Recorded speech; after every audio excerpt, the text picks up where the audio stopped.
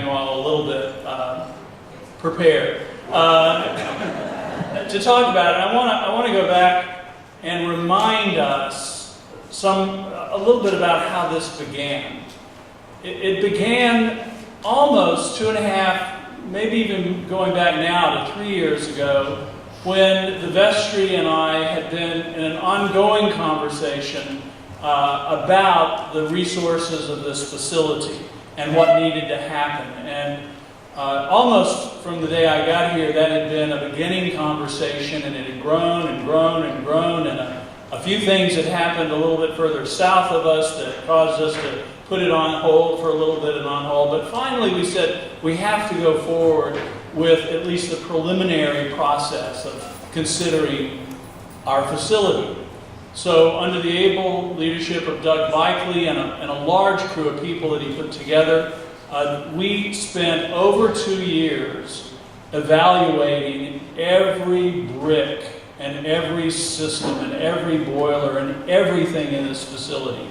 And that was a huge part of getting us ready to decide if we needed to move forward. Because one of the really important questions in a capital campaign is, do you really need to do it? And you need to have a case to prove that you really need to do it. So Doug, at the conclusion of that period of time, presented to the vestry a notebook that was about that thick in its condensed form, and with reams and reams and reams of other notes and bits of data, presented that to the vestry, and we said, indeed, we do need to go forward. We believe this is, we've made a good case for this structurally and environmentally and in every aspect that we had evaluated.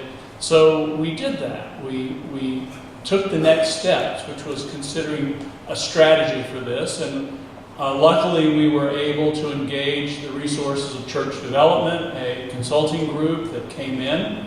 And just as an aside, and some of you may have heard this before, but church development group came in, and more frequently they're accustomed to arriving at a place and discovering that very little work has been done to prove the case, the technical work.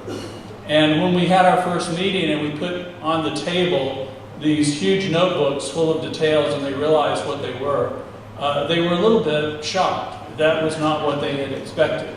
But anyway, we moved from there, we engaged them. As you all know, they started interviewing people in the parish. And long story short, this parish overwhelmingly said yes.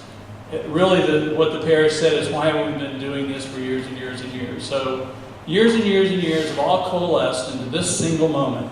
And we are excited to do what we are doing, and that is addressing this resource, both what needs to be restored, what needs to be renovated, what needs to be improved, the aesthetic questions that need to be addressed. We are addressing every aspect of those. In fact, you'll hear the vestry speak to a few of those a little bit later in the show. But we did that, and we put that out, and we're now going forward with this idea of a capital campaign that has a broad sweep, because we know that what we need to do is really the accumulation of several decades, many decades, some deferred maintenance, some things just catching up with us. And we know that there's going to be some hard work ahead for the parish to achieve the goals, all the goals we outlined, but we knew we had to take the first step. And the capital campaign you and I are embarking upon, have embarked upon, is that first step, and we hope to just hit a grand slam and move forward monumentally in doing all the actions we've outlined in the booklets that we have, that some of you have seen. In the garden room, there are boards that describe many of the projects and components of the projects. It's not exhaustive, but it gives you a broad sweep of all the things that the vestry has considered and all of the things that we hope to move forward on. The hard work will be to take the financial resources that together you and I commit to this, and then to disperse those in a way that's most effective, given all that needs to be done. We know this is a challenge for our parish. We know this is in many ways, a once-in-a-lifetime kind of challenge to us. But it is a parish that has served the neighborhood well, and it's an occasion in which we are called to step forward and serve the parish well as we go forward.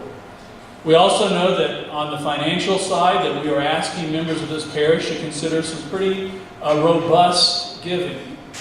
The idea of 3% of one's annual resources or 3% of one's capital resources as a single gift, or the annual resources as a 3-year pledge, for many of us will be the largest single donation we've made.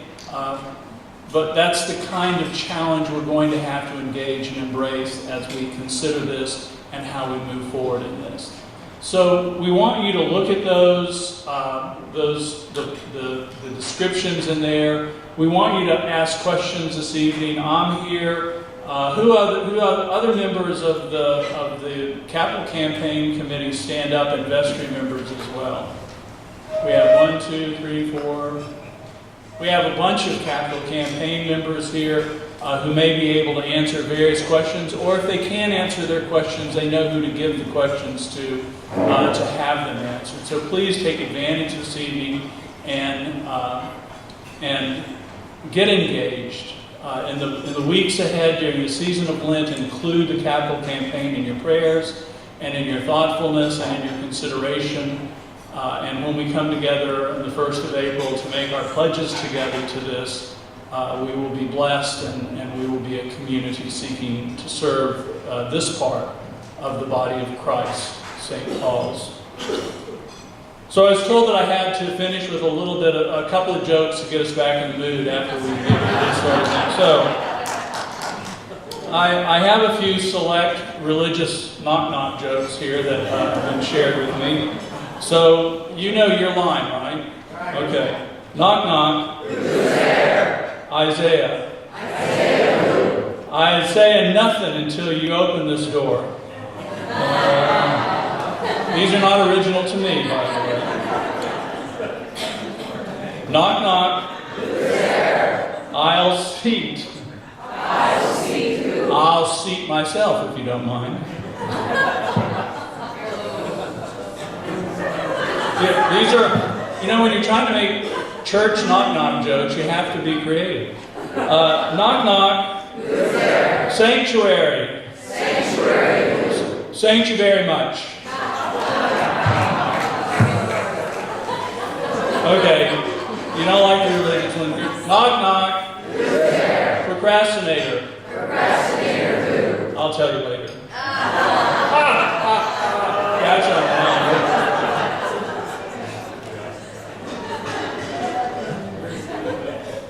Let's see. Here's one. Knock, knock. Who's there? Oh, Argentina. Argentina who? Don't cry for me, Argentina.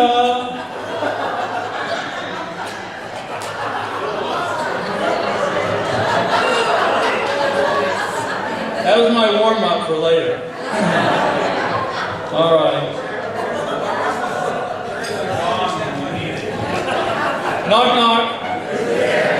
Control freak. Now you say control freak. Okay. Now here's some. We're going to vary from knock, knock.